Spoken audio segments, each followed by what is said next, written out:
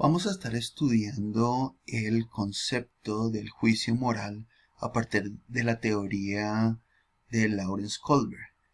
Esta teoría, como lo vamos a revisar, es más o menos como el proceso de el desarrollo de una escalera, ¿no? Desde la base hasta el culmen de la escalera.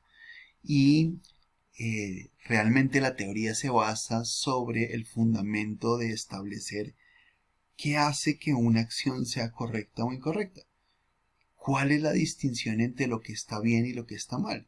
Y cómo ese juicio de definición entre lo correcto y lo incorrecto se va desarrollando a lo largo de la vida de las personas. Entonces vamos a mirar esta teoría, inicialmente cuál es el concepto de la teoría, y luego vamos a abordar los tres niveles, cada uno de esos tres niveles con una etapa y poder comprender cómo se va desarrollando. Entonces, el modelo realmente de Kohlberg lo que plantea es cómo se va evolucionando, cómo se va cambiando ese concepto de qué depende lo bueno y lo malo en las personas, y se inicia desde la infancia. Para Kohlberg no es tan importante si es bueno o si es malo, sino de dónde viene, cómo se forma, cuál es el proceso que ocurre en nuestro cerebro, en nuestra mente, que hace que podamos definir que algo es bueno o que algo es malo. Y vamos a pasar por 6 etapas como una especie de viaje. Esas 6 etapas son un recorrido que en algunos casos, de acuerdo a la teoría, no todas las personas llegan a la culminación de esas etapas. Algunos llegan hasta ciertos niveles, aún a pesar de que vayan creciendo. Entonces el primer nivel es el nivel preconvencional.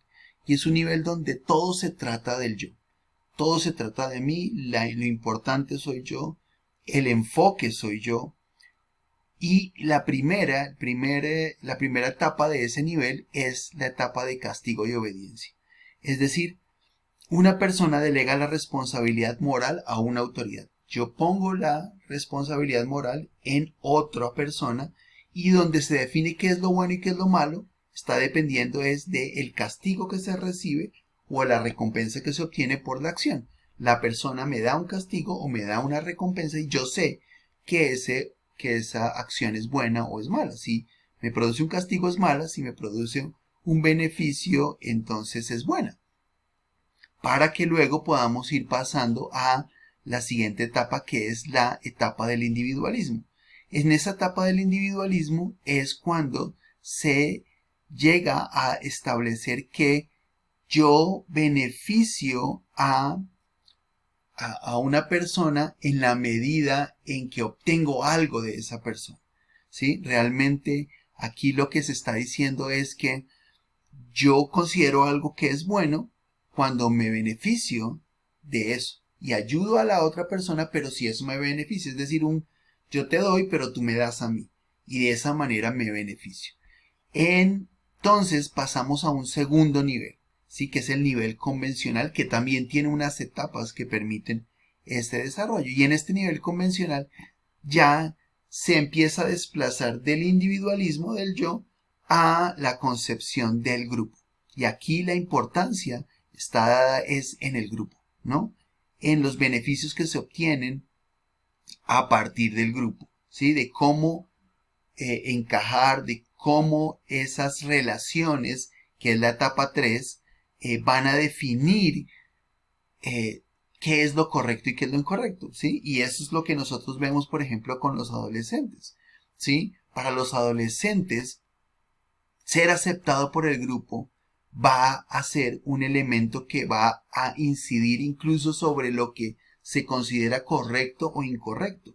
Y es lo que nosotros conocemos como la presión de grupo, ¿sí? Y muchas veces las personas terminan haciendo cosas que son incorrectas, pero para obtener la aceptación y el reconocimiento de ese grupo, ¿sí? Es decir, que lo correcto va a ser aquello que agrada o ayuda a otros.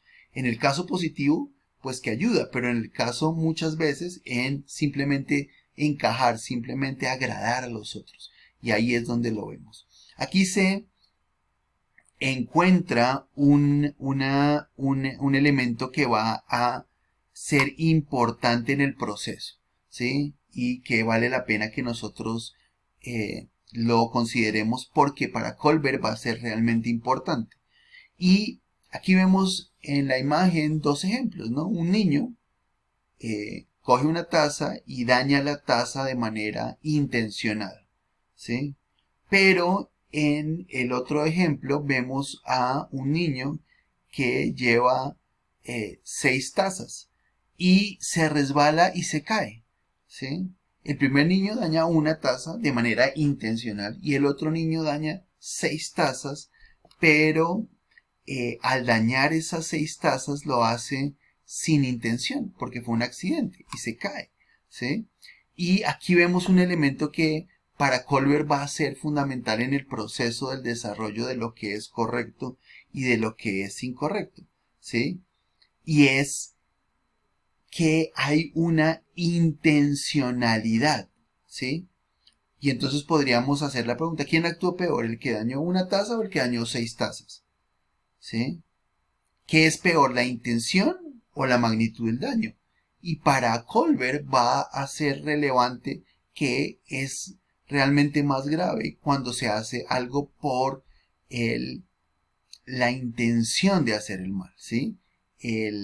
La acción intencionada o propositiva para causar ese daño, ¿no? A pesar de que el daño pueda ser mayor si se hace accidentalmente o sin el propósito de hacer el daño. Eso nos lleva entonces a la etapa número 4 y en esta etapa número 4 lo que vamos a ver es que hay un componente social. Aquí ya el criterio es si la conducta mantiene el orden social. Y entonces aquí es donde en la etapa 4 entra el respeto a las leyes y a la autoridad. Es decir, aquí se hace lo correcto en relación con lo que las leyes y la autoridad de un entorno nos establece. Sigue de alguna manera, fíjense, dependiendo de otros, ¿no? Como en el nivel 1. Se depende de los otros, se depende de aquellos otros que son los que definen qué es lo que es correcto o incorrecto. Pero aquí, pues por supuesto el nivel es mayor y por eso vamos en la etapa 4, porque estamos hablándonos de las leyes de la sociedad. No solamente por recibir el castigo, sino por saber que hay un respeto a esas normas, un respeto a esas leyes que son las que van a condicionar qué es lo que es correcto y qué es lo que es incorrecto.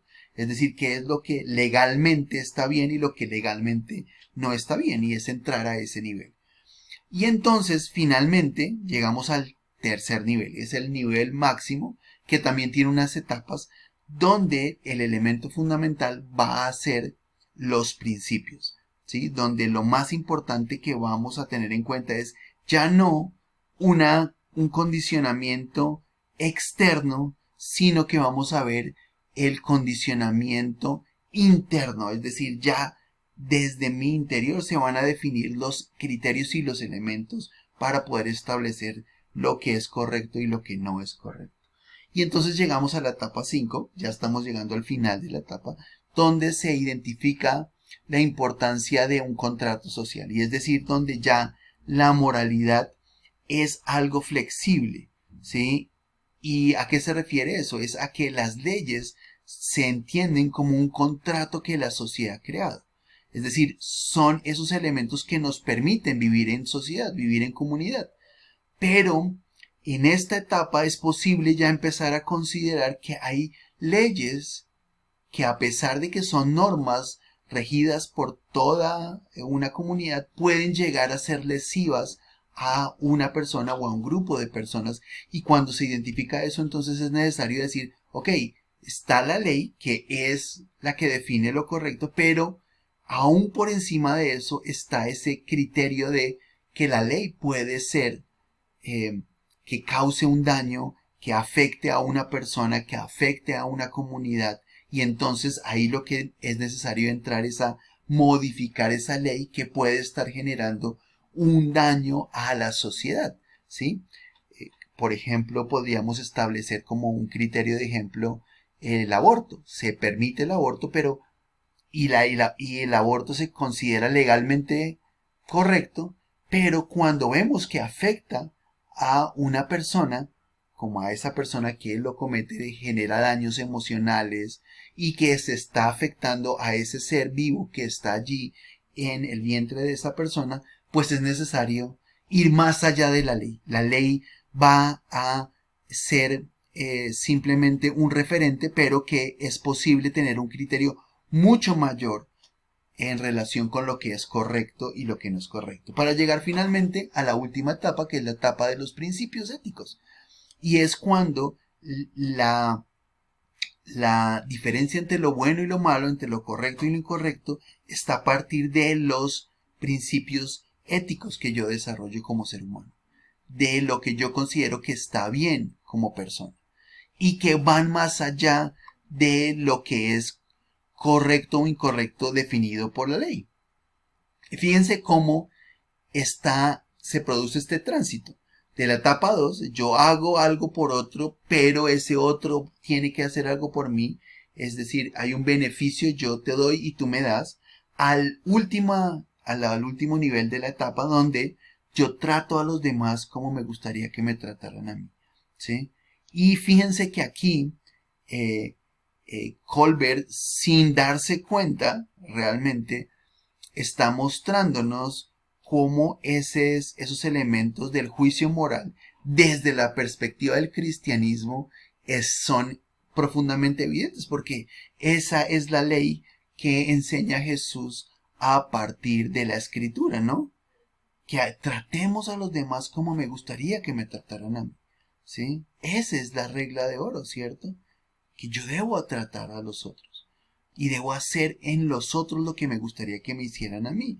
Y, vemos nosotros desde la perspectiva, no desde la teoría, sino desde nuestra perspectiva cristocéntrica, como la teoría busca llegar a esos elementos que el mismo cristianismo, el mismo concepto de la fe cristiana, pues ya plantean desde las enseñanzas de Jesús, ¿sí? Y ese es un elemento realmente que va a ser muy valioso verlo en la teoría. Y entonces, ¿qué es importante? Es importante ya desde arriba, de alguna manera, como dice aquí, desde la cima, ver hacia abajo en la escalera cómo ha ido desarrollándose, cómo ha ido desenvolviéndose, cómo las personas en algunos casos llegan hasta en la cima de la escalera, otras se quedan en las etapas de ese proceso, porque no todas las personas desarrollan el juicio moral de la misma manera. Y ese es el planteamiento de la teoría. Ahora bien, es importante entender que esta teoría es la que se utiliza para reemplazar, para tomar como un elemento de interpretación de lo que debe ser la clase de educación cristiana, ¿sí? De lo que debería ser. En vez de enfocarse en aspectos espirituales, se enfoca desde el aspecto del desarrollo moral.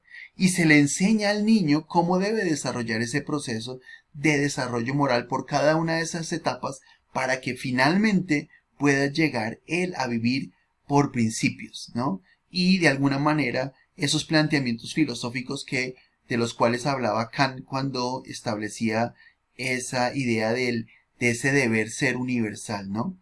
De ese yo debería comportarme como me gustaría que toda la sociedad se comportara. Y así es como yo debería actuar.